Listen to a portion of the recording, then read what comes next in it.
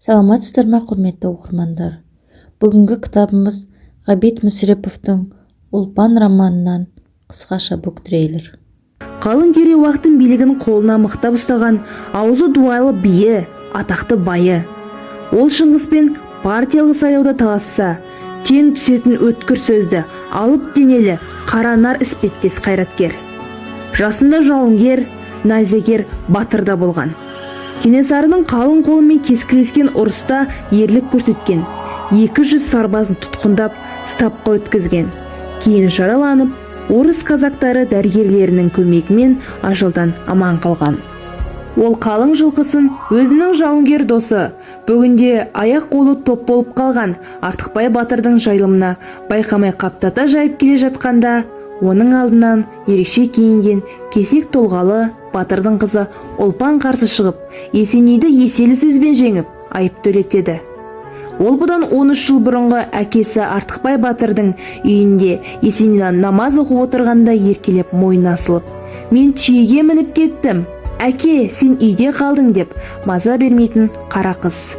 Бүгінде аңшы, құсбегі, жылқышы болып, ат құлағында ойнап өскен батыр қыз. Оның 2 баласы бір күнде шешектен өлген.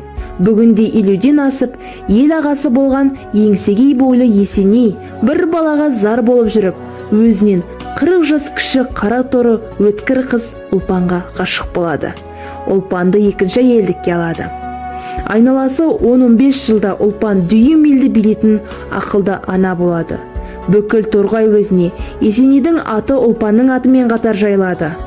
Ұлпанның шалы Есеней 9 жыл топ болып жатып қайтыс болады. Одан қалған жалғыз қызы Біжікенді Ұлпан Торсан деген пысық жігітке үйлендіріп, қолына күшік күйеу етіп енгізіп алады.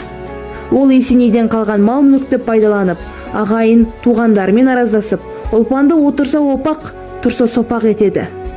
Қорлыққа шыдай алмаған ер мінезді Ұлпан, маған көрсеткен қорлығың өз басыңа келсін деп, қарғап бір түнде ушы бөледі.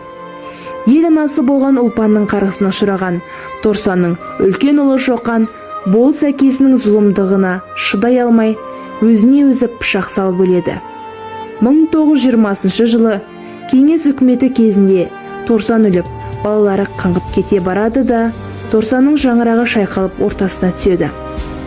Ұлпан өлгеннен кейін 75 жыл болған нағашы атасы Сырым батырға әнші, күйші, домбырашы, балуан, атбегі адамдарын ертіп, сыр бойына айғыр, үйір жылқы айдап бара жатқан азат тұтып асын бергізеді.